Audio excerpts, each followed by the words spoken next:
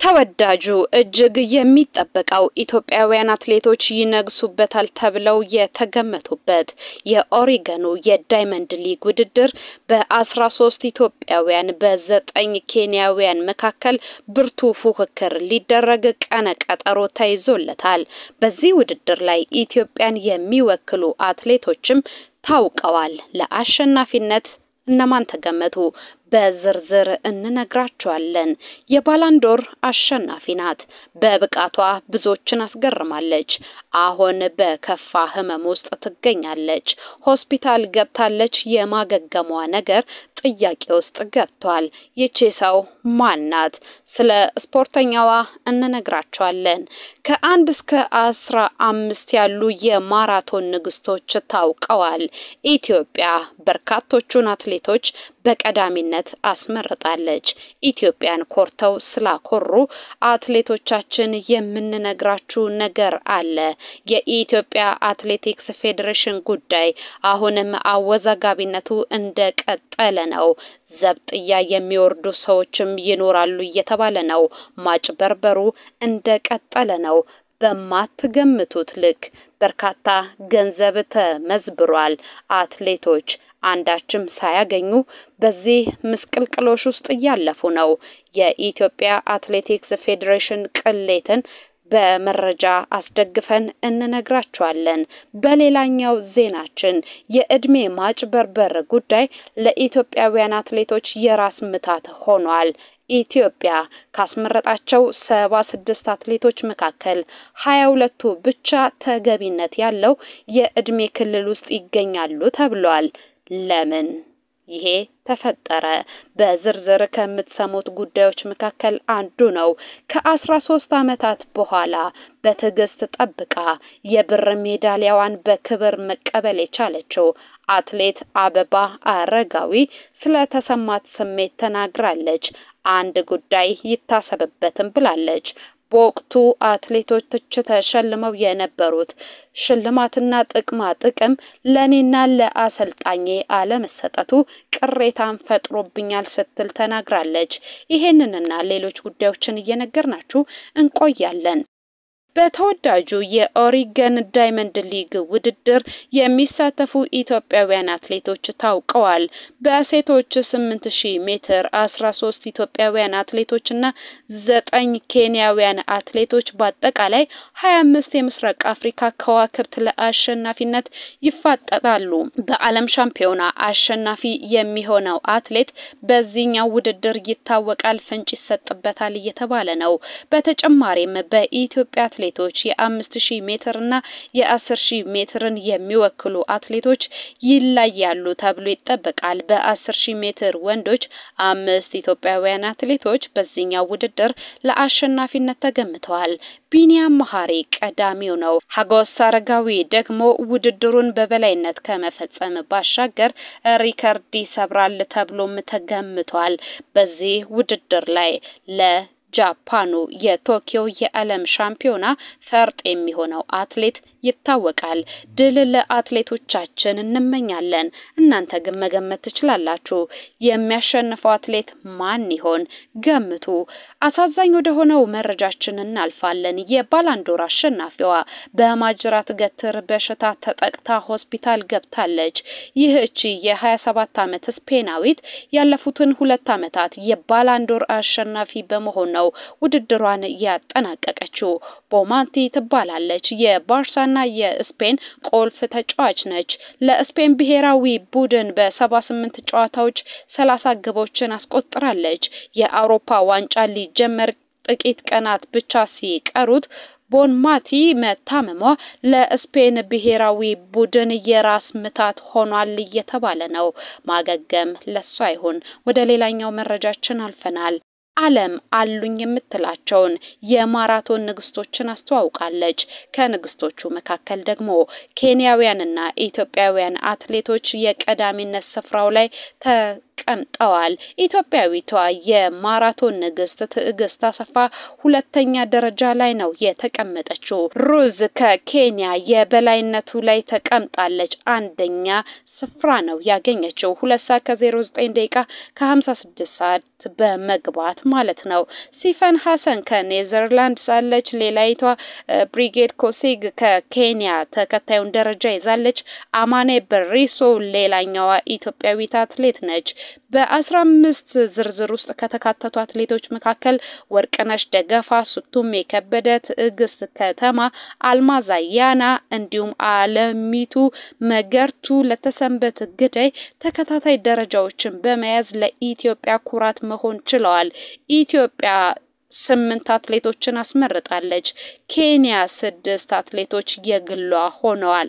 ምስራቅ አፍሪካ ተቆጣጥሯታል። ይባስ ብለው ደግሞ እንግሊዝና ፈረንሳይ ብቻ ባይካተቱ ምስራቅ አፍሪካ ከ15ቱ ከዋክብት መካከል 13ቱን በማስመረጥ ቀዳሚ ሆነዋል። ጀግኖች አትሌቶቻችን እንዲህ ያኮሩን ነው። ደስ ብሎናል። እንኳን ደስ ያላችሁ ልንላቸው እንወዳለን።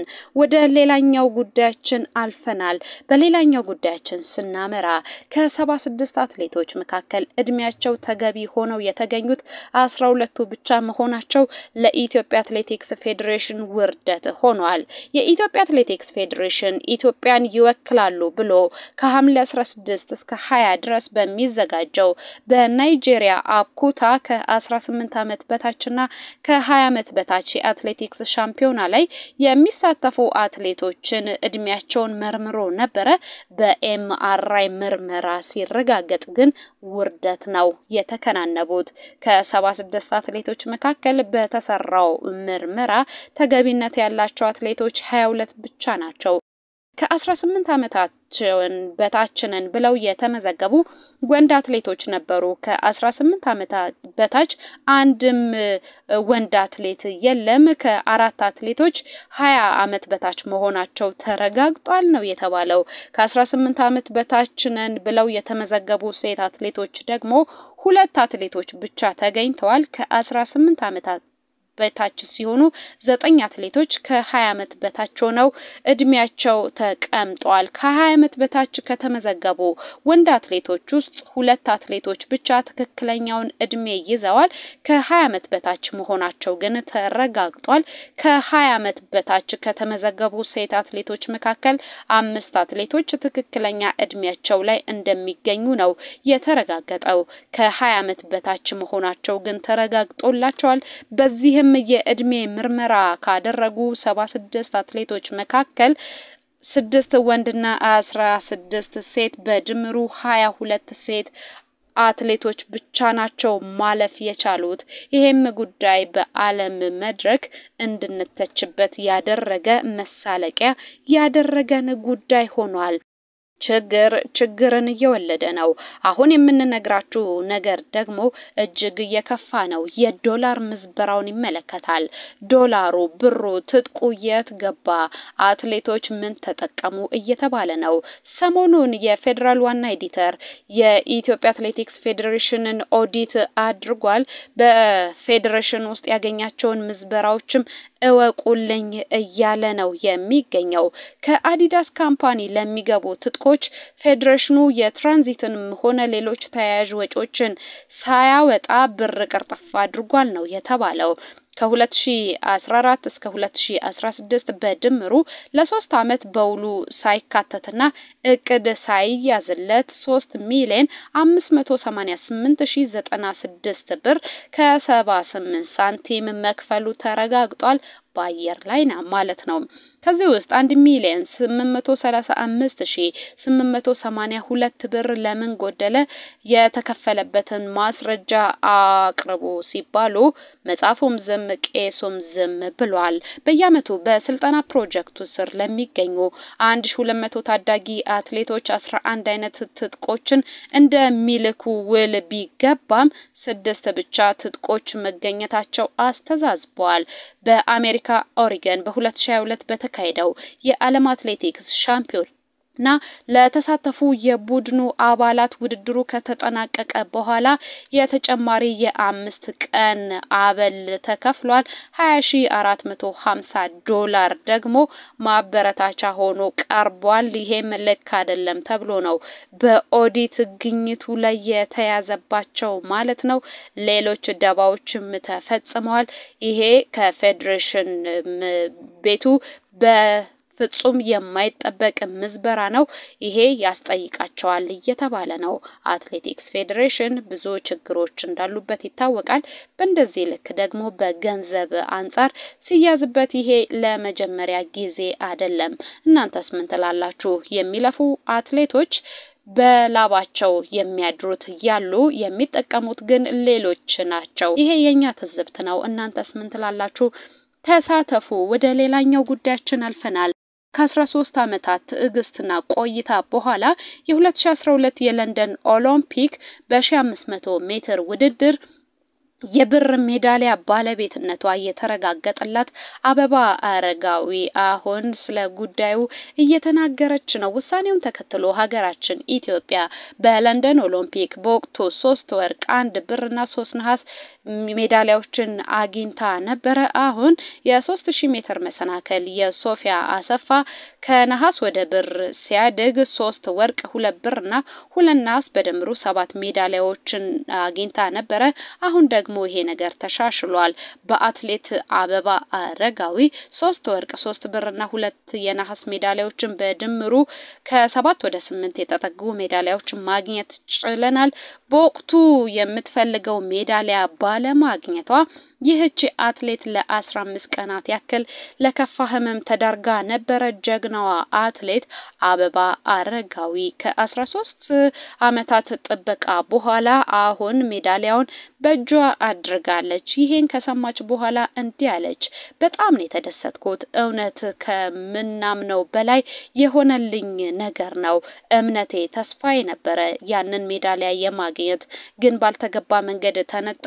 አሁን ሰዓቱ ሆኖ አገኘሁት። ከ13 ዓመታት ሙሉ ትዕግስትና ቆይታ በኋላ እኔም ሀገሬን የኦሎምፒክ የብር ሜዳሊያ ባለቤት እንድትሆን ማስቻሌ ኩራት ተሰምቶኛል ነው ያለችው። በርግጥ ትላለች በርግጥ በሮጥኩበት ሰዓት በወቅቱ ቢሆን ምንም ጥያቄ የለውም በጣም የተለየ የደስታ ስሜት ይኖር ነበረ። ባለፈው ፓሪስ ላይ በነበረው ሰዓት የተሰማኝ ስሜት ልክ የዛኑ ቀን የተሰማኝ አይነት ነበረ። አሁንም ግን የሀገሬን ክብር ከፍ በማድረጌ ደስ ብሎኛል ነው ያለችው። ከ12 እና 13 ዓመታት በኋላ በህጉ መሰረት በመጀመሪያ የነሐስ ሜዳሊያ አሁን ደግሞ የብር ሜዳሊያ ባለቤት ነሽ ስባል እንደ አዲስ ነው የቦረኩት። ያለምንም ምክንያት አልነበረም ይሄ የሆነው። ለንደን ኦሎምፒክ በጣም ልዩ ዝግጅት አድርጌ ነበረ። ጥሩ አቋም ላይም እገኝ ነበረ። ያንን ሳጣ ከግምት ውጪ ሲሆን በጣም ነው የተበሳጨሁት። ራሴን ሁሉ አላቅም ነበረ። ለ15 ቀናት ሙሉ እንቅልፍ ባይኔ ሳይዞር ነበረ ያሳለፍኩት። ያን ጊዜ ተመልሷል። ህመሜ አሁን ዳግም ሽሯል። ከ13 ዓመት በኋላ እንደ ህፃን ልጅ ቦርቅ ያለው ነው ያለችው። ይሄ ደግሞ የሆነበት ምክንያት የዓለም ኦሎምፒክ አዛዦች የብር ሜዳሊያው ይገባሻል ብለው ስህተቱን መርምረው አምነው መቀጣት ያለባቸውን ቀጥተው ለትክክለኛዋ አትሌት መሰጠቱ ለኔ ትልቁ ነገር ነው ስትል ነው የተናገረችው። እንደምታስታውሱት ባለፈው አመት ፓሪስ ላይ ስነስርዓቱ በተዘጋጀበት ጊዜ ሌላ አትሌት የጃማይካ የዝላይ ተወዳዳሪ ከ12 ዓመታት በኋላ ሜዳሊያ ሲመለስላት ያሳየችውን ገጽታ እሷ ታስታውስ ነበረ። አሁን ያ ስሜት ነው የተሰማኝ ስትል ነው የተናገረችው።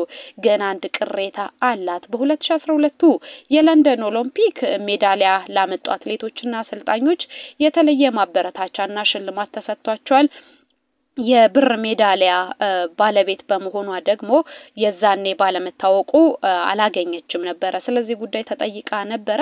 የምንነጋገረው እውነት ከሆነ መልሴ አዎ በወቅቱ የተደረገላቸው ነገር ሁሉ ለኔም ለአሰልጣኝም ሊደረግልኝ ይገባል የሚል እምነት አለኝ። መንግስትም በኦሎምፒክ የተሰጠው እውቅናና የገንዘብ ሽልማት ለኔም ለአሰልጣኝም ሊሰጥ ይገባል።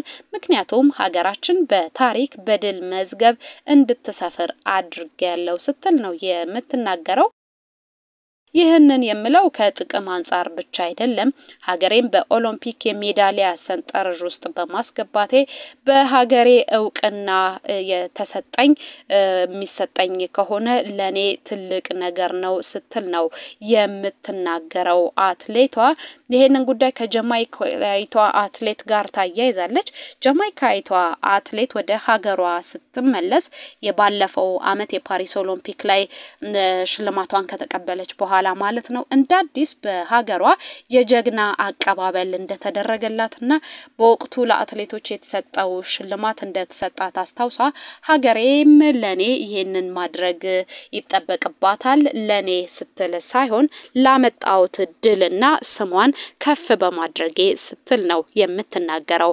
ለጀግናዋ አበባ አረጋዊ ሽልማት ክብር አይገባትም ትላላችሁ? እስቲ ሐሳባችሁን አስፍሩልን። የዛሬውን አበቃን። በቸር ዋሉ።